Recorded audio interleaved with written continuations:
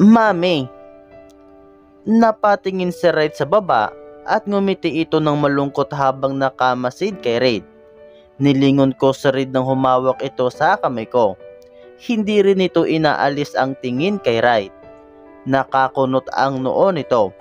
Kahawig niya talaga ang kanyang ama. Bakit ka po nandito? Kamag-anak ka po ba namin? O sisa ni Raid. Hindi ko alam kung ano ang isasagot ko sa kanya. Nagkatinginan kami ni Raid. Nabasa ko sa mga mata nito ang pag-aasam na makilala siya ng anak namin. Matagal ko nang pinaghandaan ang paghaharap namin ni Raid. Ilang araw na rin ako nag-isip at nakapagdesisyon na ako. My son deserves to have a father. Hindi ko na ipagdadamot ang karapatang iyon. Lumunok ako ng ilang bisis. Lumuhod ako para magtama ang mga mata namin ni Raid. Ibigay mo muna kay Lola yung bulaklak at yung kandila. Huwag mong paglaruan yung kandila. The last time you played it, your hair got burned. Mag-uusap lang kami. Tumaas ang isang kilay nito at tiningnan si Raid. You're not going to steal my mama, Rio, because I know you, Judge.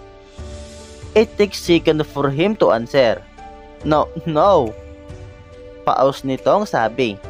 Tumango si Raid at pumunta na sa tabi ng nitso ni Lola. Nagkatinginan kami ni Raid. Huminga ako ng malalim, saka tumalikod at naglakad. Naramdaman kong nakasunod siya sa akin. Nang makalayo na kami kay Raid, humarap ako sa kanya. Melissa, please. Tinaas ko ang kanang kamay ko para patigilin siya sa pagsasalita. Nakapagpaliwanag ka na, Raid. Ayoko nang marinig pa ang mga anumang sasabihin mo. I've had decided. Panimula ko. Ilang segundo bago ko sundan ang sinabi ko. Tinalikuran mo ako. Hindi lang ako, pati ang anak natin. Pinagtabuyan mo ako na parang aso na binuntis mo lang at pagkatapos, tatakbo ka na palayo. Hindi ko na pinagtakpan ang sakit sa bawat salitang binibitawan ko. Lahat ng hirap ko para lang mapalaki si Raid. Kailangan kong pagsabayin ang trabaho, pag-aaral at pag-aalaga sa anak ko. Kaya kong bigyan ng magandang buhay ang anak ko. Kaya kong ibigay sa kanya ang lahat ng pangangailangan niya. Kaya ko siyang protektahan. I can do all of it, right? All by myself. Kinagat nito ang ibabang labi at yomo ko. Alam kong bawat salita ko ay tumutusok sa kanya. Dapat lang. Tumikhim ako para mawala ang bara na nasa lalamunan ko. I can also give him the right to know who's his father. Hindi ko magawang tingnan ang ekspresyon nito. Rinig ko ang pagsinghap nito. Matagal ko na itong pinagdesisyonan at pinag-isipan. Alam ko nang nagkamali ako pagdating sa hindi ko pagpapakilala kay Raid ng tunay niyang ama. Pero hindi na ako magkakamali pa. Hindi ko na ulit tatanggapin pa si Raid sa buhay ko. Isa lang ang hindi ko kayang ibigay sa anak ko, Raid. Iyon ay ang magkaroon kami ng buong pamilya. I paused and looked at him coldly. Nakasama ka. Ilang sandali siyang natahimik. Ngayon mararamdaman niya na kung paano pumatay ang mga salita. Ilang salita lang ang bigkasin mo, sapat na para sumira ng buhay ng ibang tao. Narinig ko ang pagbuntong hininga niya. Napatingin ako sa kanya. Kahit nakangiti siya, kita pa rin ang lungkot sa mga mata nito. Halos isang hakbang na lang ang layo namin, kaya mas napagmasdan ko ang mga mata nito. Pumatak ang isang butil ng luha sa isang mata nito. Sign ng kaligayahan o kalungkutan, wala na akong pakialam.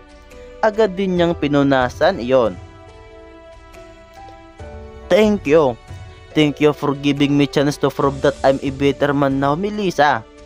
No, I won't fall on his act. Not this time. Ang chance na ibinigay ko sa iyo ay para lang mapalapit ka kay Red, hindi para maayos ang gusot sa ating dalawa. I said coldly, emotionless, blank, nothing. Kasi alam mo, right? You're late. 6 years late. I move on. Sana ganoon din ang gawin mo. Hindi ko kaya, Mel. I need you. Yung mga panahong kailangan kita, nasaan ka? Lumunok ako para mawala ang bara sa lalamunan ko. He doesn't worth the tears. Kung kailan hindi na kita kailangan sa nagpakita. No, right. I regret. You know what?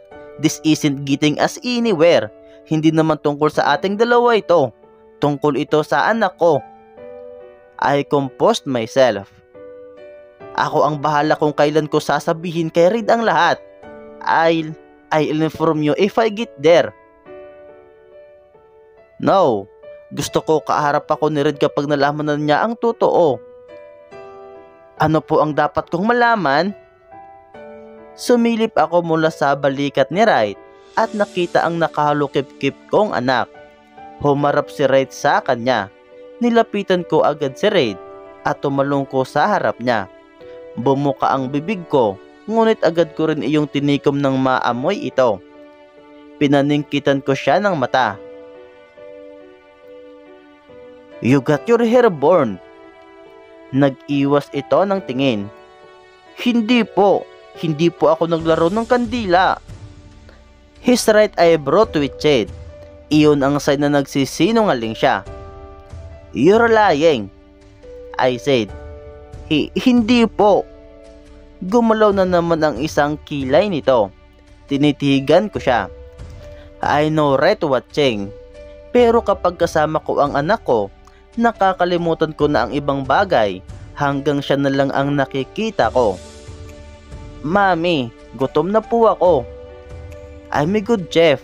Gusto mo bang tikman ang luto ko? Napatingala kami ni Red kay Wright. He's starting to make a bond with my son. Tumalong ko siya hanggang sa magpantay sila ni Red. Nagtitigan sila. Ngayong halos ilang inches lang ang layo nila. Mas nakita ko ang pagkakahawig nila. Para silang nagsasalamin. Itinaas ni Wright ang kamay niya na parang hinihinging ilagay doon ni Red ang kamay nito. Ilang segundo lang ay naramdaman kong lumayo si Red sa akin at itinaas nito ang kamay. Inabot nito ang kamay ni Wright. Nakita kong pinisil ni Wright ang kamay ng anak ko. Mas lalong lumawak ang ngiti sa labi nito. Wala akong imik na pumasok sa sasakyan ni Wright. Mukhang hindi na siya makapaghintay na makilala ni Red bilang kanyang ama. Alam kong sabik siya sa pagmamahal ni Red. Alam ko, ramdam ko. Umupo kami sa passenger seat at kinandong ko si Red. Marunong kang magluto ng hamburger? Usisa ni Red sa nagmamanihong si Wright. Ngumiti ito. Oo, favorite ko yun eh. Minsan nga nilalagyan ko ng pickles at ketchup. Nakangising sabi ni Red. Kakikilala pa lang nila pero ganito nakadaldal si Red. Marahil ay lukso ng dugo. Right, it's your favorite to? Sambit ni Wright. Doon ako pinaglihi ni Mami. Di ba Mami? Sumulyap sa gawin namin si Wright. Oo. Simple kong sabi. Hanggang sa makarating kami sa mansyon ni Wright, ay palagi lang akong tahimik. Hinahayaan ko silang mag-usap. Madalas nilang pinag-uusapan ay mga video games, kaya hindi ako makasakay sa kanila. Wow! Ang laki naman po pala ng bahay nyo, Judge. Hindi ka ba naliligaw dito?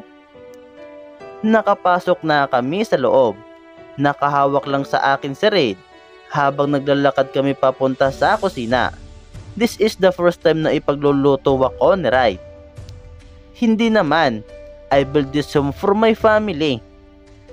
Makahulugang sabi ni Wright. Nag-iwas ako ng tingin ng balingan niya ako. Nakapunta na kami sa kusina. Inilihis ni Wright ang polo niya at isinuot ang apron. May kinuha si Reid na maliit na apron at isinuot kay Reid. "Here's yours." "Si Mami po wala." Lumawak ang ngiti ni Reid. "I want to cook for her every single day." Napalunok ako sa sinabi niya. Inumpisahan nilang magluto. Tiningnan ko si Reid at pasulyap-sulyap naman ako kay Reid. He's enjoying the attention my son's giving to him. "Ganito rin kami ni Pops eh. Sabay kaming nagluluto." "Pops?" Natigilan si Reid. Pops?" "Yep, si Duke Eugene.